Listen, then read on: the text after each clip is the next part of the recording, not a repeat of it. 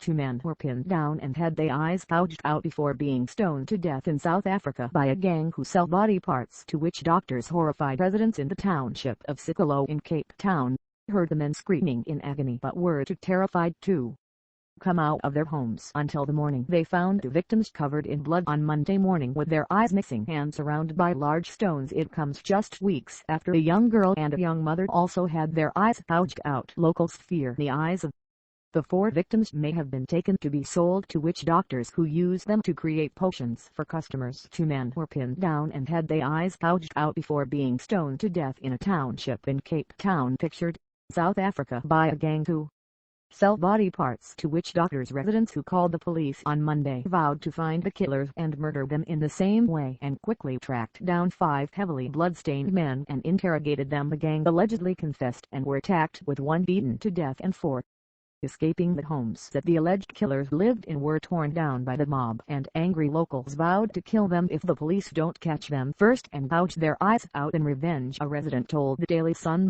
"We are sick and tired of cops who don't do their jobs. When we found the suspects and beat 1 to death, they were quick then to rush to the scene, but where were they when it was dark and they were called to help the men being attacked?"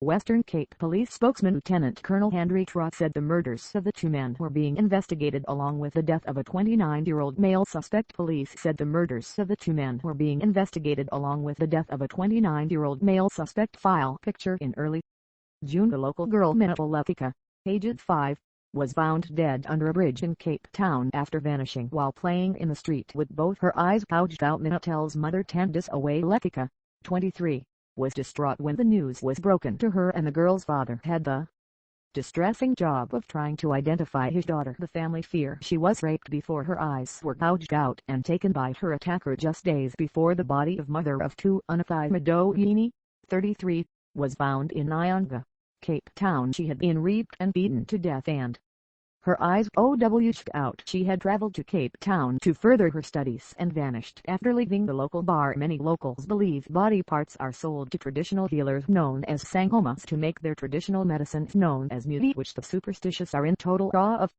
The sangomas believe that for there to be harmony between the living and the dead, vital for a trouble-free life, that the ancestors must be shown respect through ritual and animal sacrifice. The sangomas are called on to heal, and it is believed that through them the ancestors from the spirit world can give instruction and advice to heal illness or social disharmony. Gogo Kerwin, a sangoma from Nyanga, Cape Town, said she makes her muti using herbs.